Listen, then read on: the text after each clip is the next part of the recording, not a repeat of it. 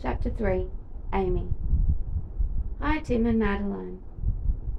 If you're here, I'd love to keep you in the loop about our building works. There shouldn't be too much disruption over August. Then we start property in September. Pop round any time to discuss Amy, the borough. Kiss. How much of life was spent in activities you knew to be futile? She wondered, posting her note through the stainless steel letterbox of Filipino, the cool white new building that separated their bungalow from the cliff view. She'd continued to think of them as people in between, long after she'd learnt their names, Tim and Madeline Rickman. They only came in July, Charlotte said, adding that they'd moved to Southeast Asia for Tim's work, which had something to do with the evil oil industry and involved a fat, tax-free salary, and their kids' earlier school holidays meant they could avoid the British August bun fight.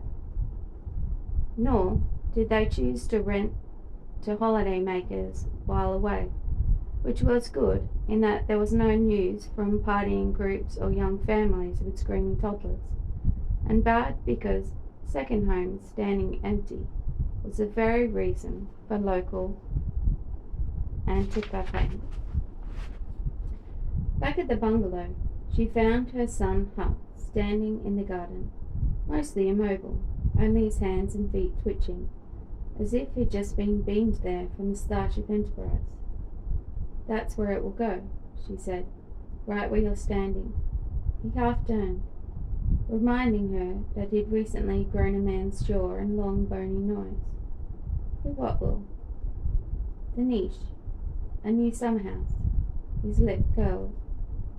"Why are you calling it that?" "I just like it," she added. Charlotte wouldn't think the name copycat and weird. She'd been on thesaurus.com and everything. French for canal. Huck said, "Really? Might put up a beware of the dog sign then. Or get Julian to bring us one in French, when he comes." "What would that be?" "Attention, Achon. Your French has improved. Maybe you should think about doing it for A-level." But this drew the same glow his sister produced whenever academic study was invoked.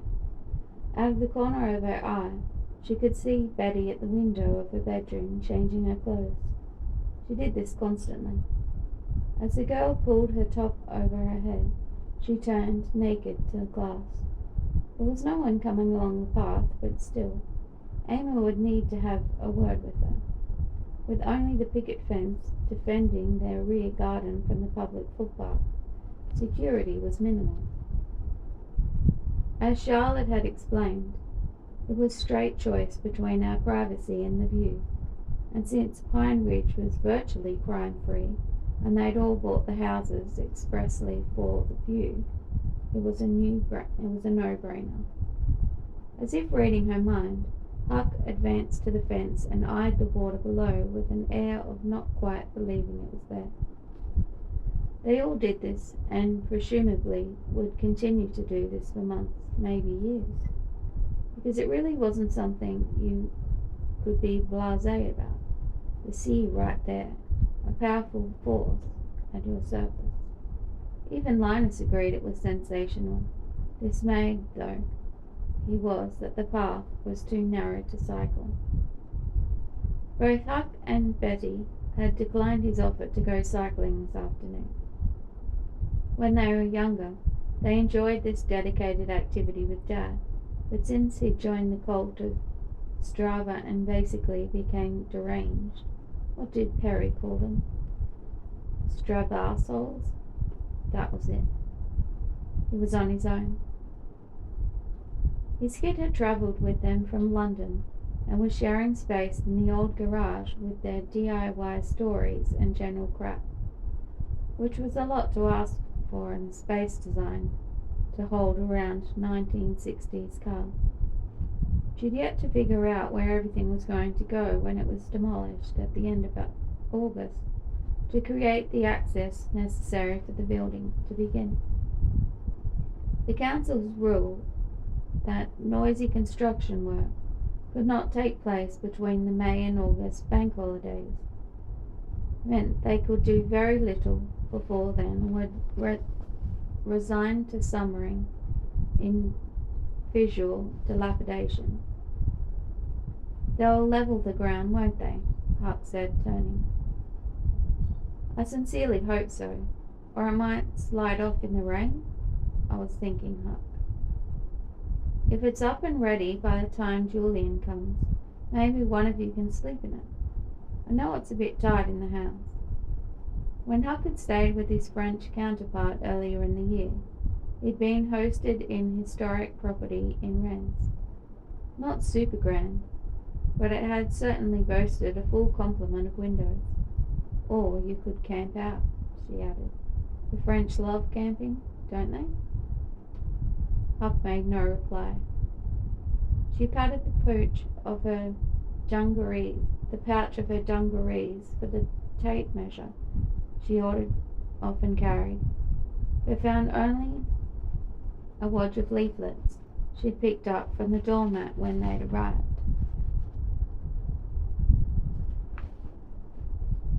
She added no junk mail sign to her mental list for the B&Q run tomorrow. Other than offers to trim hedging and clear guttering, most of the flyers involved calls to action against the very people they'd been delivered to, which struck Amy as another act of futility. Triple council tax for holiday homes.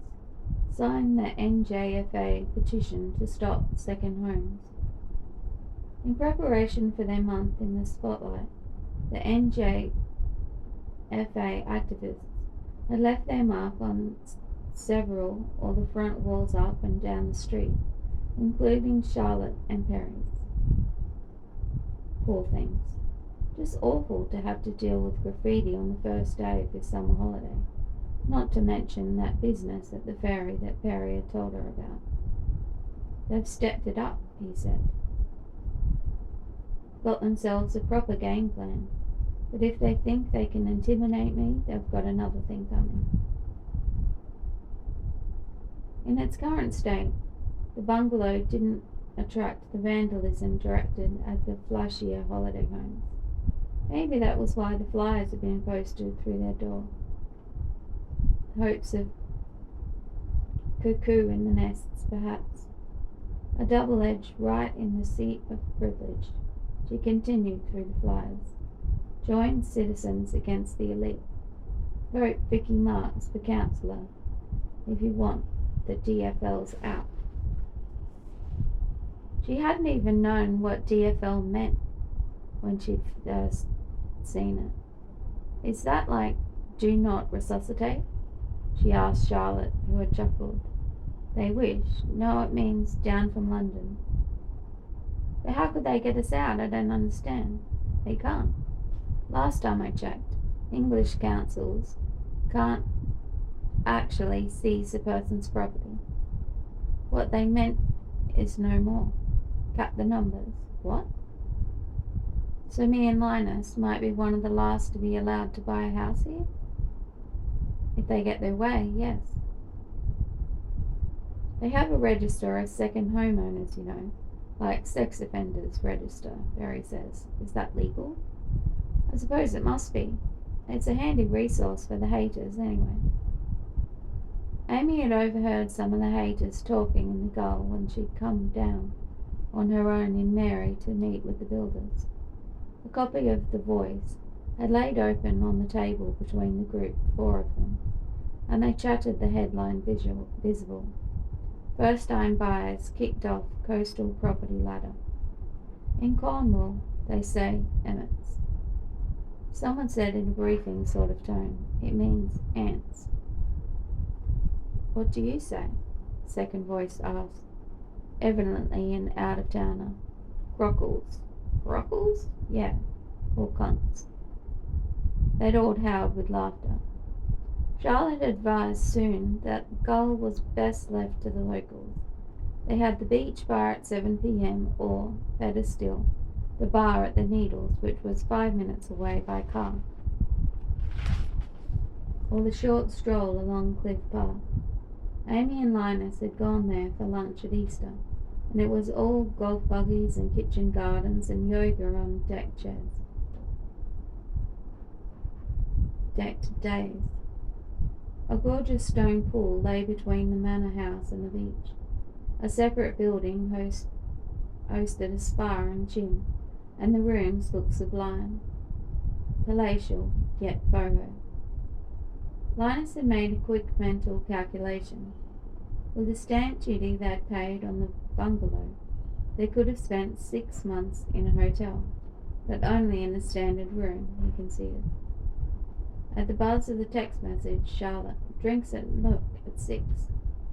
Amy surfaced from her reverie and finally located the tape measure in her back pocket. Huck, could you do me a favor and hold the end? Silence. She hadn't noticed that it sloped off. She opened the gate to the footpath and stepped out. Instantly she had a feeling that something was out of kilter. The path more exposed than the last time she'd stood on it. Had something been removed? A tree or an old fence post? The low wall of rocks looked the same, the grasses and what she thought might be sapphire growing in between. To the right, just visible at the outmost point of the cliff's curve, was a concrete pillbox from the wall. Huck? Huck? She peered over the edge and down to the water, half expecting to see some clinging to the rock or worse, bobbing lifeless in the water. Nothing. Just the sea rolling and curling. An animal in a state of stress, frothing at the mouth.